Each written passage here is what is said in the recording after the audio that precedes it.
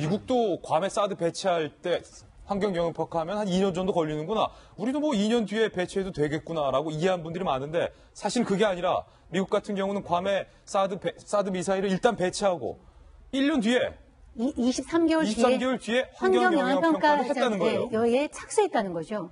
착수했다는 거. 착수하는 시점이 이제 2년 정도 걸렸다는 것인데 예. 그걸 오해해서 또는 일부러 그랬는지 오해했는지는 모르겠지만 섞어서 설명하다 보니까 많은 국민들한테 오해를 줄 수 있는 측면이죠.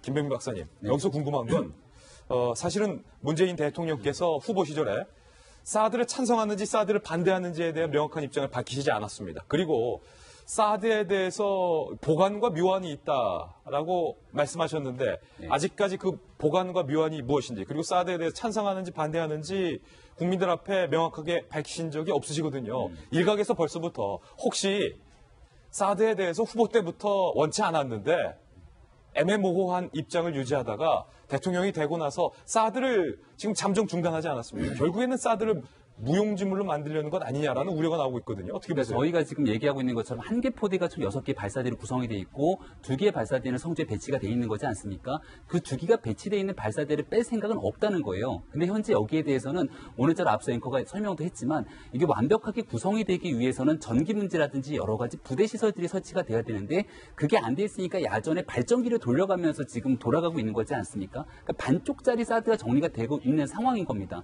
그러니까 이 상태를 가지고 유지를 시키면서 환경 영향 평가가 끝나기 전까지는 나머지 4개가 들여오지 못하게 하는 거기 때문에 실질적으로 중국을 대상으로 하는 외교적 전략에서는 우리가 사드를 성급하게 하는 게 아니고 지금 들어와 있는 2개는 이미 전임 정부에 산 거기 때문에 어쩔 수가 없어요라는 설명을 하고 있는 것 같아요. 뭐 미국을 대상으로는 국내에 있는 절차적 정당성이 중요하다는 얘기를 계속 끄집어내고 있기 때문에 이 절차적 정당성을 완료할 때까지 4개가 들어오기 어렵다는 얘기를 하고 있는 건데요. 사실 이렇게 되게 되면 저는 가장 큰 걱정 중에 하나가 미국이 어떤 생각을 할까라는 고민이 들어요. 일단은 6월 말에 있는 한미 정상회담 과정에서 의제 중에 사드지는 빼자고 지금 우리나라 외교부가 굉장히 노력을 하고 있다는 것 아니겠습니까?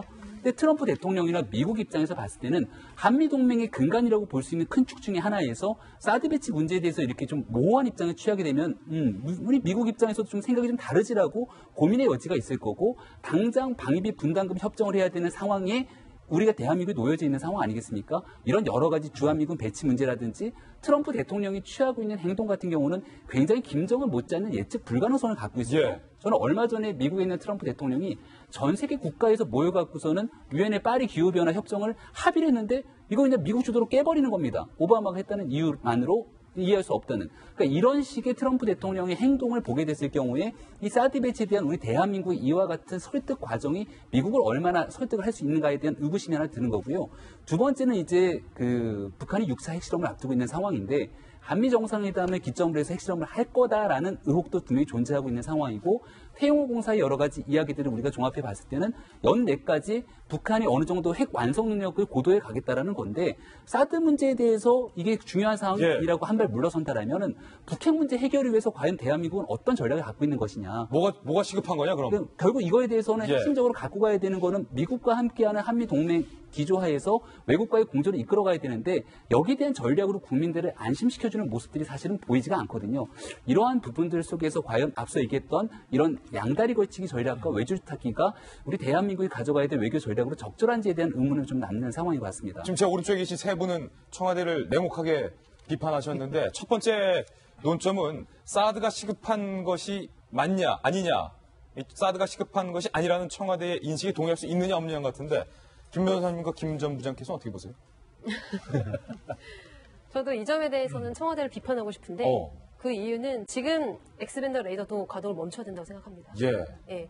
그러니까 이 민주적 절차적 정당성이라는 것을 또 환경 영향 평가라는 것을 사소한 트집이라고 그렇게 이야기하시는 분들이 계신데 저는 이 민주적 정당성이 이 민주주의의 처음이자 그냥 끝이다라고 생각을 합니다.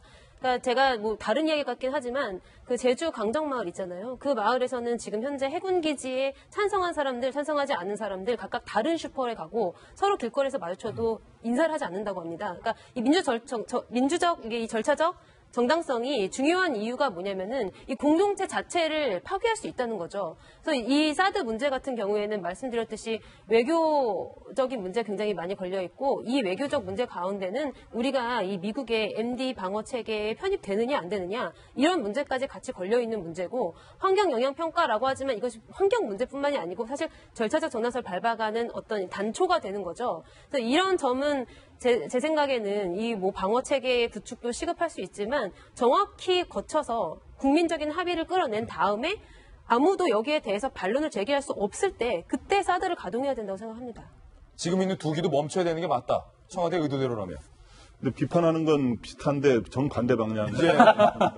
네, 저는 그 중간인데요. 그래서 저는 아니 뭘 완전히 옳고 그르다 이거 무자르듯이 할 수는 없는 것이고 왜 이런 의도를 갖고 하느냐 문재인 대통령과 이 문재인 정부가 이렇게 하는데 저는 두 마리 토끼 잡기를 위해서 전략적 모호성이 너무 길어지는 거 아니냐. 그거는 저기서는 아까 양다리라고 갖고 여기서는 두 마리 토끼다. 두 마리 토끼라고 해야 좀 약간 건전해 보이죠. 아, 양다리는 불건전하다. 그래서 쉽게 말해서 문재인 대통령이 보수 진보 얼마 전 현충일에서도 보수 진보를 떠나서 애국에는 보수 진보가 없다.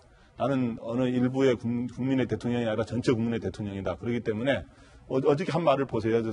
청와대 관계자가 한 얘기를 보면 이미 배치된 두 기는 환경 영향 평가에 관계없이 처리할 일이 없다.